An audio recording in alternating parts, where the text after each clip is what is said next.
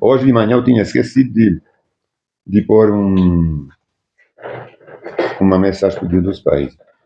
Aí eu ia dar agora a continuação do versículo que eu pus, só para celebrar esse dia, hein? Então vou ler rapidinho, antes de começar, o resto dos versículos desse texto de Eclesiastes que eu pus hoje de manhã. Então, Eclesiastes capítulo 4,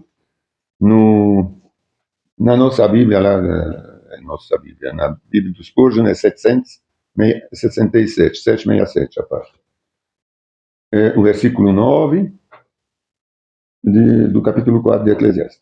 É melhor ser dois que pois um ajuda o outro a alcançar o sucesso. Se um cair, o outro ajudará a levantar-se, mas quem cai sem ter quem o ajude está em sérios apuros. Da mesma forma, duas pessoas que se deitam junto aquecem uma a outra. Quando se fala de duas pessoas aqui, logicamente deveria ser, a gente pensa em um homem e uma mulher, hein?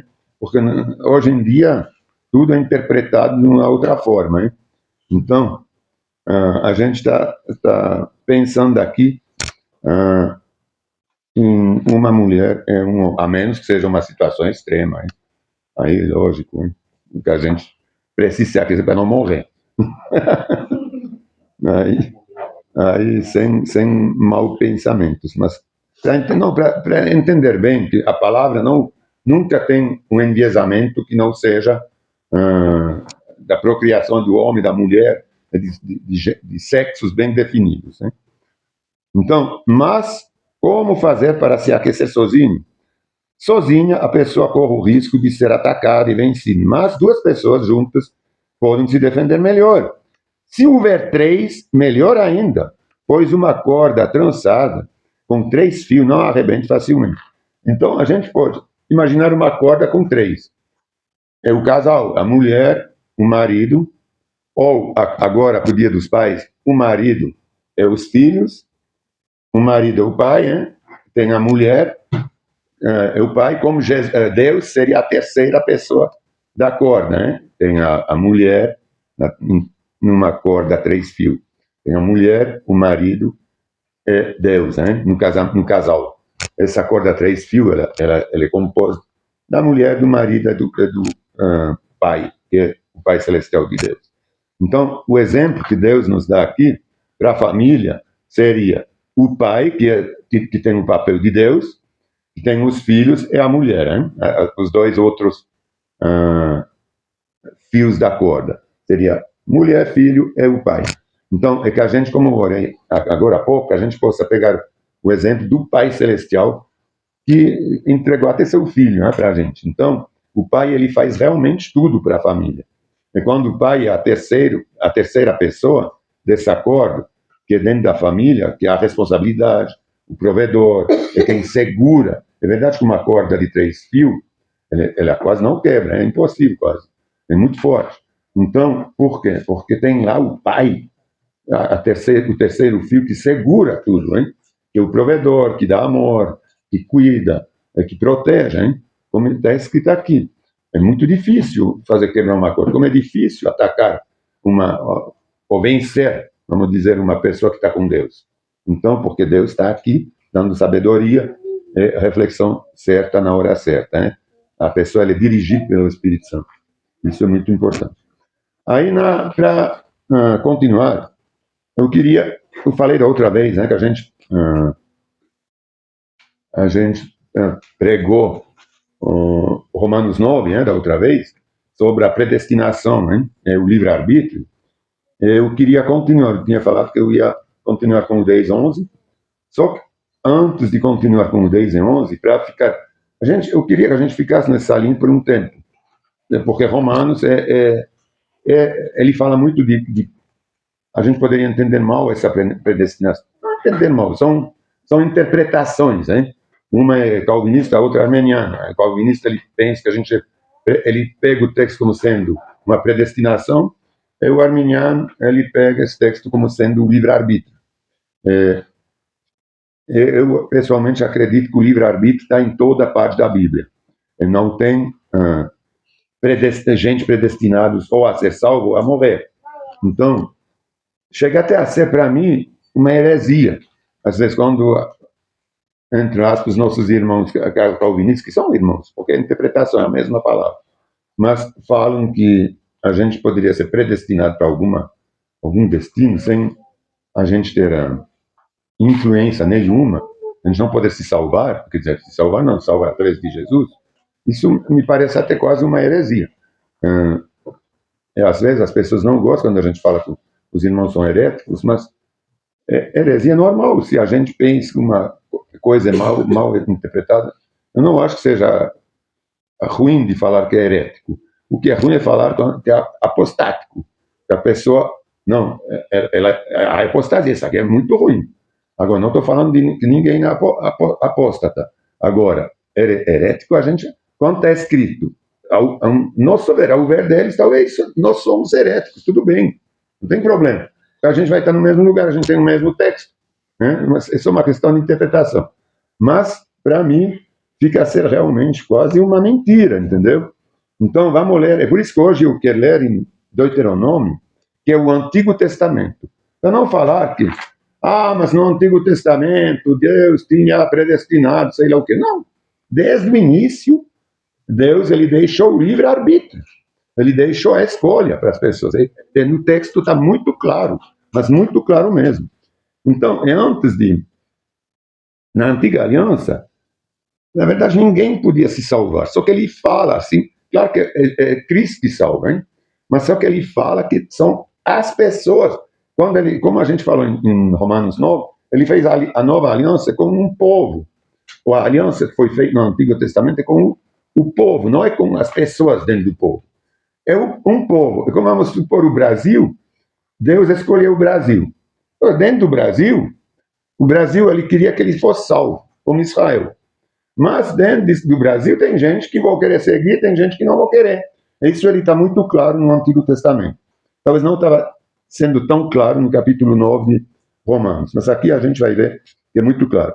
Então, quando a gente vê que eu não vou ler tudo, porque é impossível, lá no Deuteronômio, eu quero ler a partir do 29, versículo 9, depois até o versículo 21, e depois o 30, que é curto.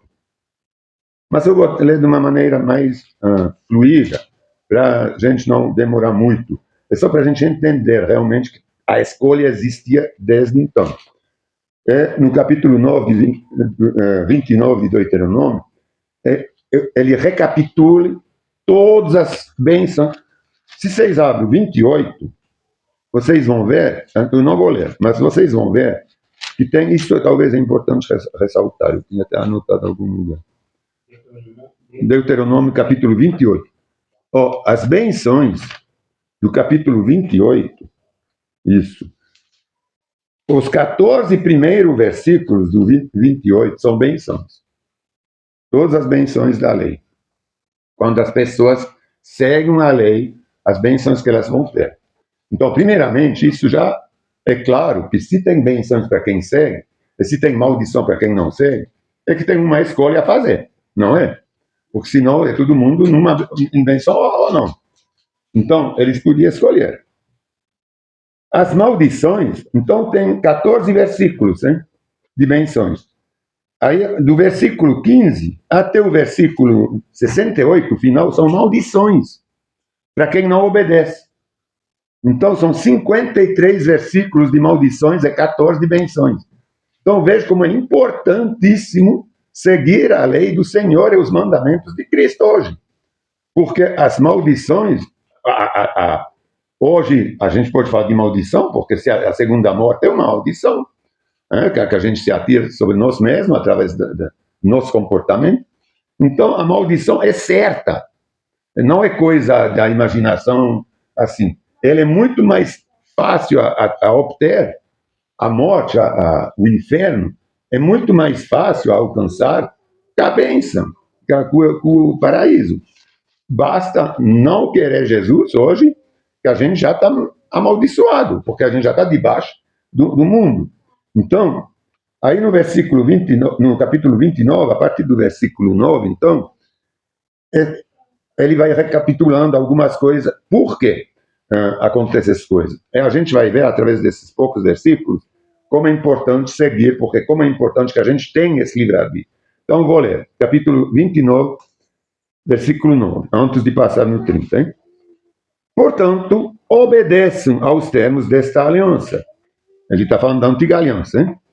Para prosperar em tudo que fizeram, todos vocês. Quando falo de prosperar, aqui não fala, claro que ele vai abençoar os camelos, vai abençoar os rebanhos, é tudo isso. Mas a prosperidade aqui é a salvação, na verdade, é se resguardar, para um dia poder ser salvo. Eles não poderiam ser salvos naqueles 1500 anos ou 2000 anos, mas a partir da vinda de Jesus, quem estava realmente com o coração puro ia ser resgatado por Jesus, certo?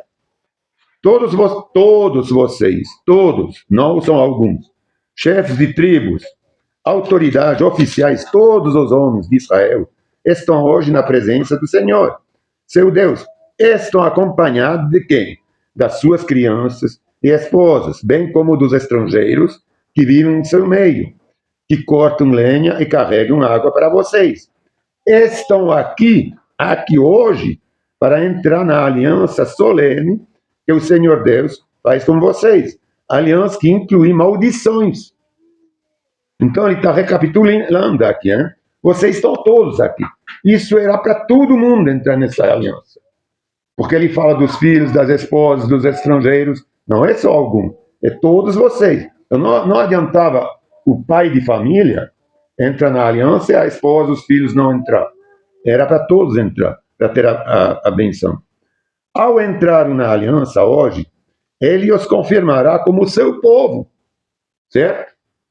E reafirmará que é o seu Deus, conforme prometeu subjuramente a vocês, a seus antepassados, Abraão, Isaac e Jacó. Eles teriam, a gente falou da promessa em Romanos 9. Então, aqui ele está falando, vocês querem entrar? Então vocês têm que seguir. Vocês não seguem, vocês não entram. Então, não uma coisa de predestinação. Não falar, vocês não precisam de nada. Vocês são meu povo eleito, acabou. Senão tá tudo já decidido, feito. Não. Não é só com vocês que faço essa aliança, incluindo suas maldições. Faço a aliança com vocês que estão hoje na presença do Senhor, nosso Deus, vocês hoje vivos, e também com as gerações futuras que não estão aqui. Obviamente que se trata das gerações até Jesus Cristo, porque a gente sabe que a partir da é outra aliança. Então essa aliança ela é para todas as gerações de israelitas, de judeus, até Cristo, que vai os resgatar, os que seguiram realmente. Vocês se lembram de como vivemos na terra do Egito antes que ele pegasse o povo de lá, as libertasse, e passamos pelo território de nações inimigas quando saímos de lá, viram as práticas detestáveis delas e seus ídolos, de madeira, os ídolos de madeira, de pedra, prata e ouro. Faço essa aliança com vocês para que ninguém, nenhum homem, nenhuma mulher, clã ou tribo em seu meio se afaste do Senhor nosso Deus, para adorar os deuses dessas outras nações. Vocês viram que a gente atravessou. E para que nenhuma raiz em seu meio produza frutos amargos e venenosos, que são da idolatria. Que a idolatria é venenosa e mata. Aqueles que ouviram as advertências desta maldição, todas essas maldições que a gente não leu, mas esses 53 versículos do capítulo 28, não devem se parabenizar e pensar, estou seguro, embora eu siga os desejos do meu coração, obstinados, isso levaria à ruína total, é até hoje. Se a gente, eu estou muito seguro, eu não preciso de Cristo, estou com dinheiro, estou com tudo, sei meu coração obstinado. Mas ainda hoje isso não muda. Isso levaria à ruína total. O Senhor não os perdoará, e nem hoje. Ao contrário, as maldições escritas neste livro cairão sobre eles, e o Senhor apagará seus nomes debaixo do céu. Vocês lembram que a gente falou, todos não estão escritos no livro de vida, hein? Mas são aqueles que vão se converter. Aqueles que não vão se converter vão ter o nome deles apagado. É como a gente leu em Romanos 9 da outra vez. Então, quando vai chegar no juízo, vai ser a segunda morte para eles. A igreja vai ter sido já tirada, e no final da tribulação vai ter a segunda vinda de Cristo para ressuscitar os que não, os que vão ser julgado e jogado no lago de fogo depois da besta, junto com a besta, junto com o diabo. O Senhor os separará de todas as tribos de Israel, a fim de derramar sobre eles todas as maldições da aliança registrada nesse livro da lei. Então, isso ele sempre dá a escolha. Vocês não querem fazer? Se vocês fazem, beleza. Vocês não fazem, aí vai ficar ruim. Não vai ter perdão. Então, isso é escolha ou não? É escolha ou não? É livre-arbítrio, não é? Então, desde aquela primeira aliança. Então, não tem como falar alguém, não, porque eu não posso escolher. Livre-arbítrio não existe. Deus predestinou um a ser salvo, o outro não, porque ele é onisciente, ele decidiu assim. Judas foi criado para tal também. Não, isso não existe. Então, a meu ver, não existe nem lugar nenhum na palavra. Então, são interpretações que a gente quer fazer, às vezes, talvez para poder viver de uma maneira que seja indigna, e não responsável como Senhor. Dá para apagar porque está fedendo. Levanta a tampa com... Não, isso, mas tem que levantar com essa aí, você põe a outra em cima. Põe essa do lado, isso. Agora está queimando já o... Aí, vamos passar então no 30. Não é só deixar tampado, senão ele acende de novo. É só deixar assim. Aí, vamos então passar o 30, que o 30 ele é muito maravilhoso, porque ele fala realmente de escolha. Uma vez eu já tinha uns 2 anos e meio, 3 anos, eu preguei a segunda parte desse 30, mas hoje vou pregar tudo, mas de uma maneira mais fluida, porque aqui a gente vê bem também a escolha da conversão, a escolha mesmo da conversão, hoje para o Cristo, hein? Para Cristo, naquela época, para Deus. Então, vamos ler o capítulo 30 de Deuteronômio. Aqui tem um subtítulo interessante também, que diz que ele fala chamado para voltar ao Senhor. No futuro, quando vocês experimentarem todas as benções e maldições que lhe relateis, e quando estiverem vivendo entre as nações onde o Senhor, seu Deus, os exilou, levam todas essas instruções a sério. Ele já está predizendo aqui, aquele dia que vocês vão seguir as maldições, as benções, mas também as maldições, ele já está falando, é que vocês vão voltar do exílio, ele já está falando. Eu sei que vocês não vão seguir, muitos de vocês, eu sei que vocês vão ser exilados, mas ele fala, a gente quer entender bem, no futuro, quando vocês experimentar todas as benções, então experimentou as benções, e as maldições, então experimentar as maldições, e por causa das maldições que vocês entraram, vocês serão exilados, então, e vocês, seus filhos, voltaram para o Senhor, seu Deus, e se obedeceram de todo o coração e de toda a alma a todos os mandamentos que hoje lhes dou, então o Senhor, seu Deus, restaurará a sua situação. Então, se eles se arrependeram depois do exílio, ele os restauraria, certo? Ele fez em parte. Alguns conseguiram, voltaram, né? Depois se arrependeram e voltaram. Reconstruíram o templo e voltaram. Então, são escolhas. Só que ele já está falando aqui.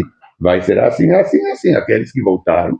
Tudo bem que ele sabe, na sua onisciência e presciência, é lógico que ele sabe se eu vou ser salvo, se você ou não.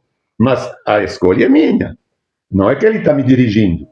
Agora ele sabe que é a escolha que eu vou fazer. Mas ele não está me colocando as coisas para eu fazer essa escolha. Eu que tenho que fazer como meu livre-arbítrio. Entendeu? Aí, como é maravilhoso. Embora tenham sido banidos até os confins da terra, tem umas versões que vão até os confins do céu, porque são os julgamentos, né? O Senhor, seu Deus, os juntará e de lá os trará de volta. Isso já são os salvos da segunda tribulação, da segunda parte da grande tribulação. A segunda são os 144 mil. Isso aqui a gente tem que entender que tudo isso só é presciência, que ele está falando no início. Aqui ele fala da deportação, do exílio, ele fala dos que vão voltar, e agora ele fala dos que vão ser restaurados do povo, né? De todas as nações por onde se espalhou, que são os judeus que vão se arrepender. Embora tenha sido banidos até os confins da terra, o Senhor seu Deus os juntará de lá e os trará de volta. O Senhor seu Deus os trará à terra que pertencia a seus antepassados. Ela será sua outra vez. Não é terra, essa aí. Quando ele fala dos antepassados, eram os antepassados que tinham obedecido. O Abraão, o Jacó, não? Eles tinham uma terra, eles tinham recebido promessa. Eles também vão entrar nessa promessa. Mas não é terrena. É a promessa que ele tinha dado a Abraão, a Moisés, a Jacó. Aí, quando eles voltaram, eles vão desfrutar dessa promessa, que vai ser lá na grande tribulação, porque a gente sabe que não voltaram, infelizmente, como povo. Aí, eles recusaram, infelizmente, a nova aliança. Então, ele começou a falar da restauração, hein? O seu Deus restaurará a sua situação, ele terá misericórdia de vocês, os reunirá de todas as nações por onde espalhou. Embora tenha sido banido até os confins da terra, o Senhor, seu Deus, os juntará de lá e trará de volta. O Senhor, então, os trará à terra que pertencia a seus antepassados, essa promessa que ele deu. Ela será sua outra vez. A promessa, eles entrarão lá, realmente na terra prometida, o paraíso, no caso. Esses 144 mil. Então, ele os tornará ainda mais prósperos, lógico, e numerosos que seus antepassados, porque nem 140, nem 10 mil teve. Todos os rejeitaram, né, como povo. Hoje, o judeu, que não se converteu, que é cristão, que não é mais judeu, não tem. Então, nesses 144 mil vai ser a restauração das tribos. São 12 vezes as 12 tribos de 12 mil. Isso não aconteceu quando Jesus veio. Então, mais uma vez que seus antepassados. Essa aqui é dentro da nova aliança já. O Senhor, seu Deus, transformará, veja como é a nova aliança. O Senhor, seu Deus, transformará o coração de vocês e de todos os seus descendentes para que amem de todo o coração e de toda a alma e para que vivem. Isso é a nova aliança, é Cristo, é a promessa da vida. Por isso que era importante falar, entender o capítulo 9 de Romanos, para a gente poder entender agora isso. Se a gente não sabe o que é a promessa, a gente não entende quando a gente lê isso, hein? A gente lê isso literalmente, e não como metáfora, como profecia. O Senhor, seu Deus, enviará todas essas maldições sobre seus inimigos e sobre aqueles que os odeiam e os perseguem. Então, isso acontecerá no Armagedon. Eles vão ser realmente perseguidos e vencidos. Na batalha do Armagedon, ele fala, o Senhor, se eu não parasse essa coisa, seria um banho de sangue total. Houve um banho de sangue. A gente leu uma vez em Jeremias, se eu não me engano, como o sangue de todos que morreram corria até os rios, dá um rio de sangue. Então, sobre aqueles que os odeiam e perseguem, eles vão ser vencidos, hein? Porque a primeira parte dos 7 anos, os 3 anos e meio da grande tribulação, que a gente não vai estar lá, mas essa primeira parte vai ser a perseguição. O anticristo, ele vai se mostrar, ele vai até o templo para difamar. E depois ele vai ser descoberto, né? Na segunda parte. Ele vai ser colocado em evidência através dos, vocês lembram dos 2 velhinhos lá? As 2 testemunhas, que vão ressuscitar, morrer 3 dias, ressuscitar. Então ele vai ser descoberto, posto à luz. Então ele vai se vingar, vai ser terrível. Aí ele vai querer matar todos os cristãos. Acabou o papo furado, tá tudo bonito, o ecumenismo, tudo isso, entendeu? É por isso que ele fala. O Senhor, seu Deus, enviará todas essas maldições. Então vocês voltarão a obedecer ao Senhor e a cumprir todos os mandamentos que hoje lhes deu. Isso a gente pode também imaginar que talvez seja só no reino. O Senhor, seu Deus, lhes dará sucesso em tudo que fizeram. Também, isso a gente volta um pouquinho agora lá na antiga aliança. Também lhes dará muitos filhos e rebanhos numerosos e fará seus caminhos seus campos produziram colheitas fartas, pois o Senhor voltará a ter prazer em seu bondoso com vocês, como aconteceu com seus antepassados. O Senhor, seu Deus, se alegrará em vocês, se, porque tem esse se, é uma escolha de novo, se obedeceram, se não precisa pôr o se lhe obedeceram e cumpriram os mandamentos e decretos escritos neste livro da lei, e se, de novo, voltaram para o Senhor. Então, se não voltar, vai ficar debaixo da maldição. Claro que hoje não mais, porque a gente não nasceu debaixo dessa maldição, a gente nasceu ainda debaixo simplesmente do pecado original de Adão. Né? E voltar para o Senhor, seu Deus, de todo o coração e de toda a alma. Isso é uma conversão, quando se voltar para o Senhor. Né? Se voltarem para o Senhor, seu Deus, de todo o coração e de toda a alma.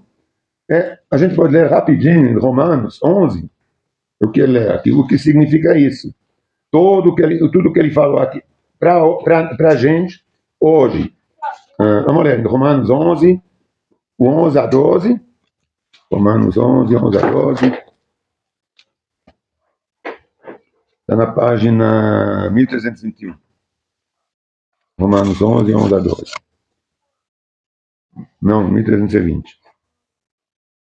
Acaso o povo de Deus tropeçou e caiu sem possibilidade de se levantar? Esse aqui em relação à escolha, livre-arbítrio, hein? Acaso, esse capítulo 11, a gente ainda vai fazer curso com ele. Claro que não. Foram desobedientes e, por isso, Deus torna a salvação acessível aos gentios, que somos nós, para que seu próprio povo sentisse ciúmes.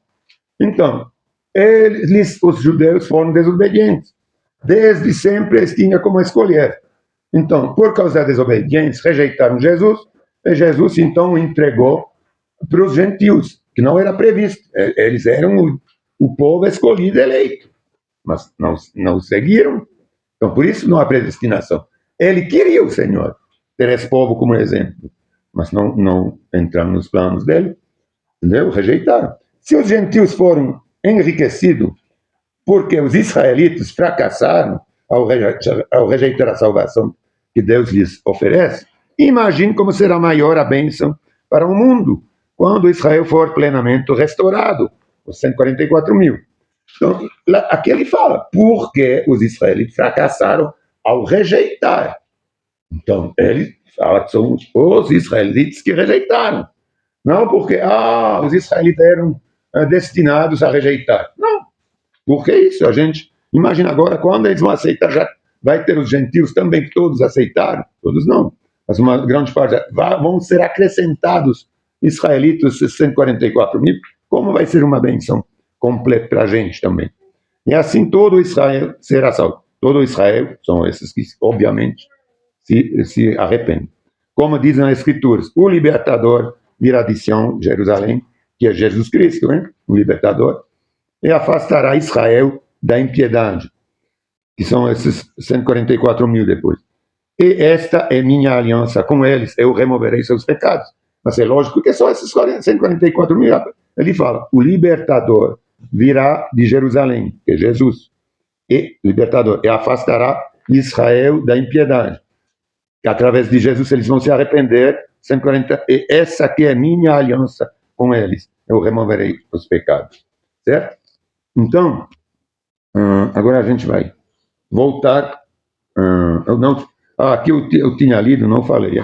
Eu li ainda o versículo 25 e 26, né, para quem não conseguiu seguir, de Romanos 11. Vamos voltar agora ao Deuteronômio,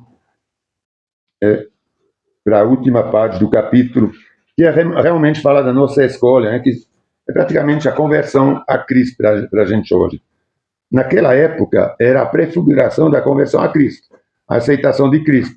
Só que lá ele fala de Deus, para o povo se arrepender, e se entregar a Deus, para eles não sofrer a deportação, o exílio à Babilônia, esse tipo de coisa. Mas é a prefiguração para a gente, nosso arrependimento e conversão a Cristo. Esse mandamento, por quê? Porque através da volta, da conversão deles, eles também vão ser salvos por Cristo, né, quando ele vai nascer. Cristo, ele vai lá no Sheol, ele vai pegar esse lado que a gente vê com Lázaro, né? O pobre, o rico e o Lázaro, que tem um abismo entre os dois, né? O que é salvo, o que não é salvo, mas ainda aguardando a vinda de Cristo, né? Para ser salvo, para ser levado. Então, Jesus vai pegar eles lá. Esse mandamento que hoje lhes dou, então, no versículo 11, né, do capítulo 30, de Deuteronômio. Esse mandamento que hoje lhes dou não é difícil demais para vocês, nem está fora de seu alcance, não está guardado no céu tão longe que vocês tenham de perguntar: quem subirá ao céu a fim de trazê-lo até nós, aqui embaixo, para que as pessoas possam ouvir e obedecer? Não está guardado além do mar, não, não tão distante que vocês tenham de perguntar: quem atravessará o mar a fim de trazê-lo até nós, para que possamos ouvir e obedecer? Não, a mensagem está bem perto, está em seus lábios e em seu coração, para que possam obedecer. Quando fala em seus lábios, é só a gente confessar a Cristo. É só a gente falar: não, quero seguir sim, Senhor. Ele está no nosso coração através do Espírito Santo, hoje. Naquele tempo, ele estava no coração deles através da mensagem dos profetas, não? Porque ele falou bem, quando ele estava no Sheol, que tinha justamente esse abismo. Que o rico falava para Lázaro: Lázaro, vai lá, volta para a minha família, fala como aqui é ruim, é quente. Não, ele estava falando para Moisés. Ele falou: não, mas eles têm os profetas deles. Eles tiveram os profetas que anunciaram, não escutaram os profetas, eles vão escutar o Lázaro, que vai voltar, eles não vão acreditar. Do mesmo jeito, não adianta. Essa aqui ele fala: não é longe, está aqui. É só escolher, é só obedecer. Ninguém é manipulado. É uma questão de obediência. E quando a gente fala de obediência, é uma questão de amor. Porque obedecer, sem querer, obedecer por obrigação, na verdade, também não vale. Porque a gente faz uma coisa hipócrita. Então, ou a gente ama o Senhor, ama as suas leis ou mandamentos de Cristo, ou a gente não ama e faz realmente por obrigação. É isso quando a gente vai chegar lá e falar: rapaz, você não teve comunhão comigo nenhum. Você só fez obras. Foi obra. Você obedeceu por obra, não por amor. Para mostrar para todo mundo que você estava fazendo. É uma obra morta. Agora, quando a gente obedece, isso eu tinha pego o casal, hein? Quando você faz alguma coisa, o marido para a mulher, por obrigação, tem amor? Não. É porque você pensa: ela vai xingar, ela vai achar ruim. Não é por amor. É para não receber xingamento. É a mulher igual. Então, onde não tem amor, é obra. Você faz obrigado. É a obra não salva. É a fé que salva. É o amor que salva. Então, isso é muito importante. Porque quando a gente fala de obediência parece pejorativo, não é? Tem que obedecer. Mas nem sempre a obediência é confortável. Não, justamente, não tem que ser. É essa aí mesmo, a obediência, quando a gente obedece por amor, por querer fazer o bem, é maravilhoso. Entendeu? Porque você faz: você faz isso para mim? Claro, faço. Mas porque você já é de boa vontade. Não é? Tá bom, vou largar aqui. Isso aqui é diferente, é hipocrisia. Não fala: não, agora não dá. Entendeu? Então, porque senão se torna realmente obras. É morta. Agora ouçam, versículo 15. Hoje lhes dou a escolha. Não está escrito escolha? Em todas as versões está escrito escolha, não é? Ou para poder escolher. Então, isso é predestinação algum? Não é? Se ele hoje dá a escolha, então pronto. Então, ou vou desse lado ou vou ali. Eu quero morrer na segunda morte ou quero ser salvo quando ele vem pegar a igreja. Entendeu? Hoje lhes dou a escolha entre a vida e a morte. Tem uma versão que tem um pouquinho diferente, mas que significa a mesma coisa. Entre a prosperidade e a calamidade, que é a benção e a maldição. Pois hoje ordeno que amo o Senhor, seu Deus, e guardem os seus mandamentos, decretos e estatutos, andando em seus caminhos. Agora, o Senhor ordena, a gente tem que guardar, tem que obedecer. Se não fizer, sinto muito, mas eu não vou perdoar. Então, mas é uma escolha. A gente tem a escolha. Agora, se a gente escolhe o outro lado, o problema é nosso, né? Não é do Senhor. Claro que ele poderia ter dito, não, vocês não precisam obedecer, eu vou salvar vocês de qualquer maneira. Mas não está escrito isso. É o que justamente os calvinistas falam. Não, não adianta. Porque vocês só são salvos ou não. Se o fizeram, viverão se a gente obedece. Né? A gente acabou de ler. E guarda os mandamentos.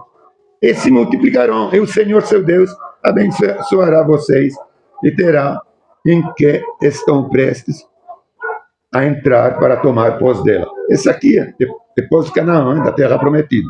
Mas para a gente hoje, essa é a prefiguração de entrar no reino, na salvação, né? Através de Cristo. Se, contudo, seu coração se desviar e vocês se recusaram a ouvir, está escrito aqui, não quer fazer, tudo bem, o problema é teu, você é livre. Se não quer fazer, não quer ouvir, pode. Se, contudo, seu coração se desviar e vocês se recusaram a ouvir, não quer saber, se foram levados a seguir e adorar outros deuses, que o quê? Outros deuses, o dinheiro, cheio de coisa assim. São deuses na vida das pessoas, hein? É quando a gente vai atrás do sucesso, atrás do reconhecimento, que a gente não quer a humildade, como o Senhor fala. Eu estou com os humildes, e não com os orgulhosos, mas que a gente quer ter. Eu sou o cara. Vixe, você não é ninguém. Agora, eu sou o cara, você quer ter orgulho? Deus não está com os orgulhosos. Agora, se a gente fala, não, legal, você merece. Não, pode pegar aqui, não tem problema não. Depende da situação, mas se a gente é pronto para dividir o que a gente tem, pronto para ajudar alguém, para não deixar ele em apuros, então Deus está com os humildes, não com os orgulhosos. Isso é lógico, né? O Senhor veio na humildade, Cristo. Ele nunca falou, não, peraí, isso aqui é meu. Opa, não toque nesse peixe nem nesse pão, isso aqui é meu. Você nem merece comer pão ou peixe. Não, ele multiplicou pão para todo mundo. Ele não perguntou, você merece, você trabalhou ontem. Você não trabalha? Não, multiplicou para todo mundo. Ele distribuiu para todos que estavam ali. Não perguntou, você vai me seguir, você não vai? Não, foi para todo mundo. O problema é com a gente, não com Deus. Eu vou reler a partir do 15. Agora, ouçam, hoje lhes dou a escolha entre a vida e a morte, entre a prosperidade e a calamidade, que seria a benção e a maldição. Pois hoje ordeno que amem o Senhor, seu Deus, e guardem seus mandamentos, decretos e estatutos, andando em seus caminhos.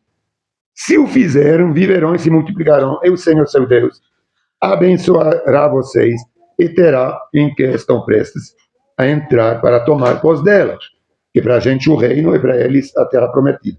Se, contudo, seu coração se desviar e vocês se recusaram a ouvir, se foram levados a seguir e adorar outros deuses, eu os advirto hoje de que certamente, com certeza, certamente, não é talvez, serão destruídos. Com certeza serão destruídos. Não terá uma vida longa e boa na terra, que estão atravessando o Jordão para ocupar.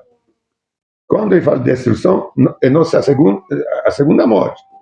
Não terá uma vida longa, mas não terá vida eterna. Vida eterna sim, mas não lá atravessando na terra prometida, como ele está falando. E boa na terra que estão atravessando o Jordão para ocupar. Né? Que seria Canaã com vida boa, com mel, com uvas desse tamanho que eles carregavam. Tinha que ser em dois para carregar um cacho de uva. Hoje lhes dei a escolha, de novo, hoje lhes dei a escolha entre a vida e a morte. A gente que tem um livre-arbítrio, a gente que escolhe, qual lado, o que a gente quer. O Senhor está falando agora para a gente, estou lhe dando a escolha. Então você que escolha, não vem falar depois que Deus é injusto. Entre a vida e a morte, entre benções e maldições. Agora, chamo os céus e a terra como testemunho. Eu quero ver. A gente quer falar, não, Senhor, porque era assim. Vai ter o céu todo e a terra toda para se testemunhar do que a gente fez. Não adianta querer vir com conversa.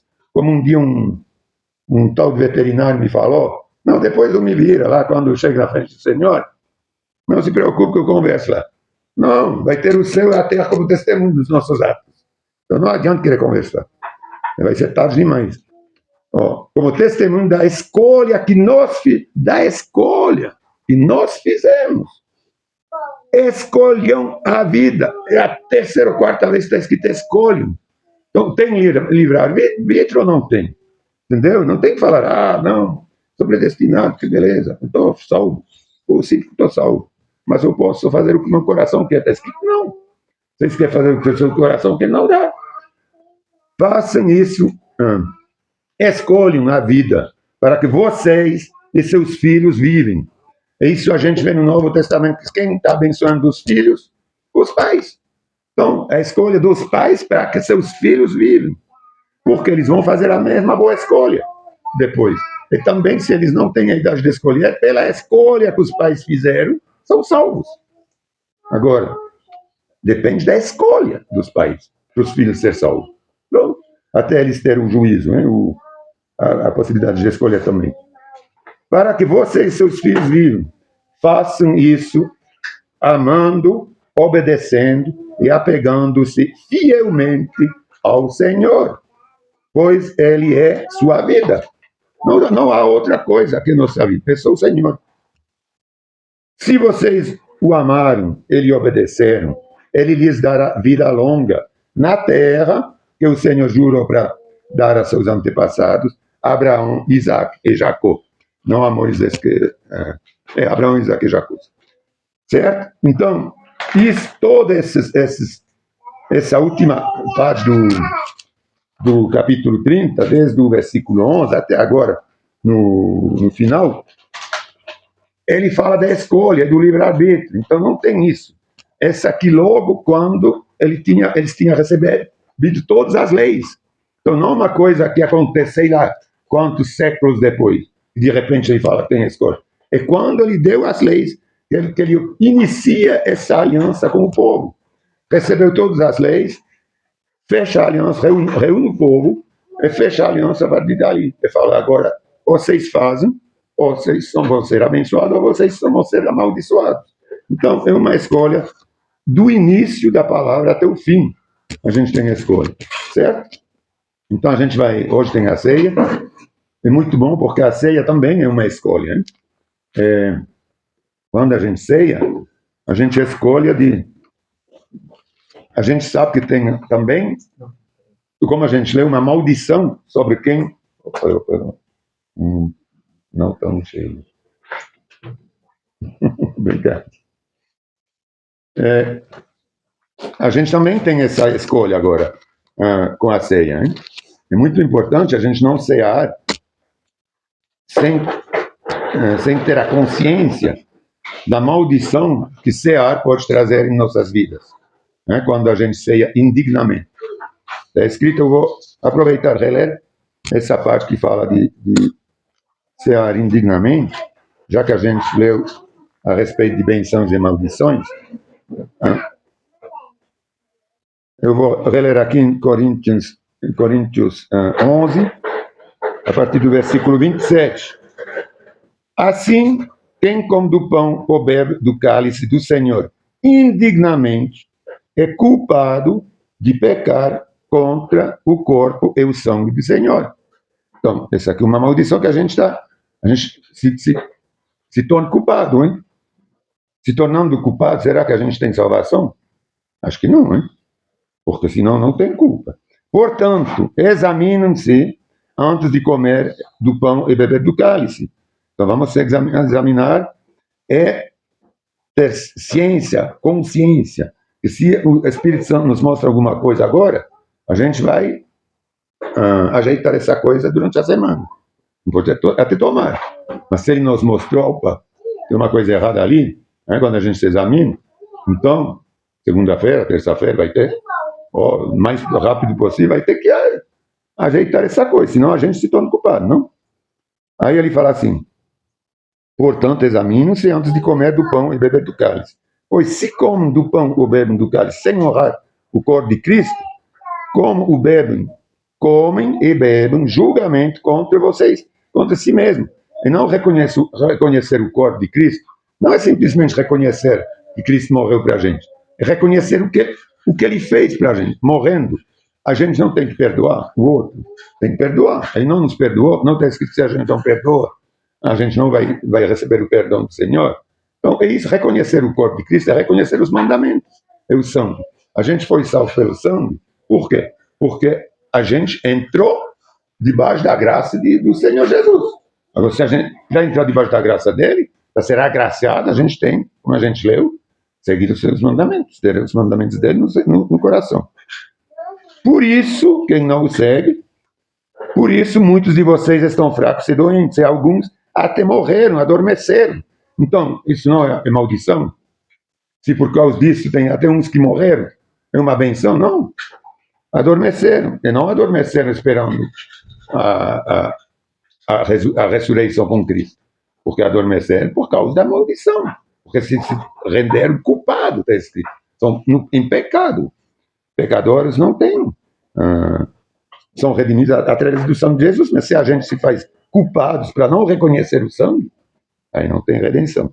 Se examinássemos a nós mesmos, não seríamos julgados dessa maneira.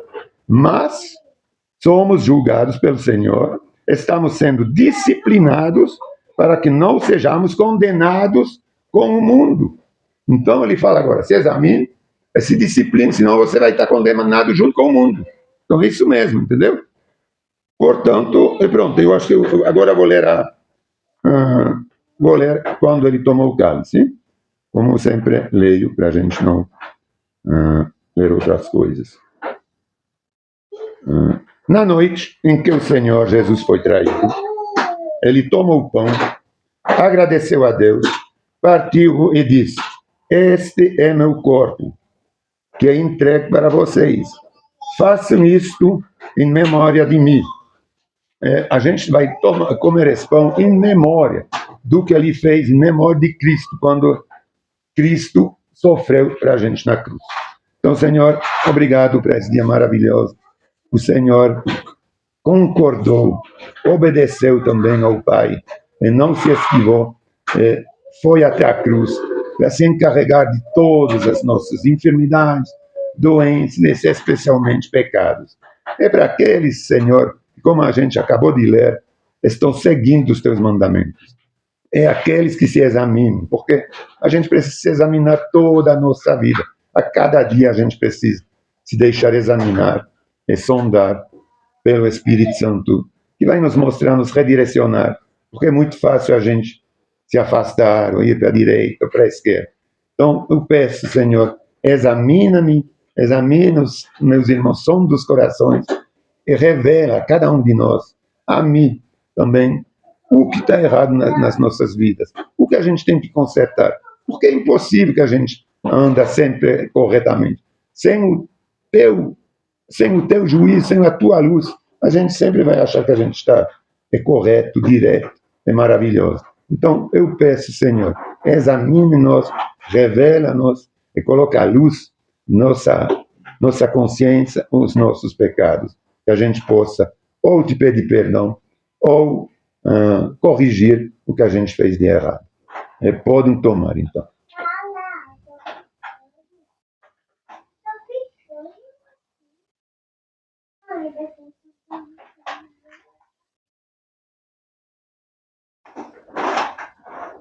Obrigado, Senhor. E da mesma forma,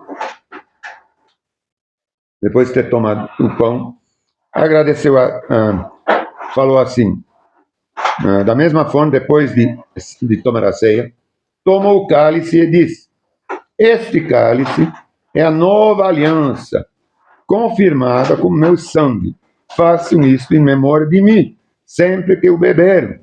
Então, Senhor, a gente quer se lembrar agora, o Senhor veio para cumprir todas as profecias que a gente leu, também agora em Deuteronômio, é que a gente tem essa terra prometida, que é o reino dos céus, que a gente sabe através dessa nova aliança, que tudo se fez novo, Senhor, é que a gente está debaixo dessa aliança da graça agora, que a gente não precisa mais fazer obras, mas que a gente precisa seguir os teus mandamentos, ter consciência do teu sangue que derramou o Senhor derramou na cruz, que sangue você derramou para nos agraciar de uma maneira gratuita, que é a graça. É uma maneira gratuita, sem obra, Senhor, mas por amor. É a gente, por fé, Senhor, a gente quer seguir todos os teus preceitos e mandamentos, para que assim a gente possa entrar nas benções dessa nova aliança, que é a aliança da graça. Então, podem tomar.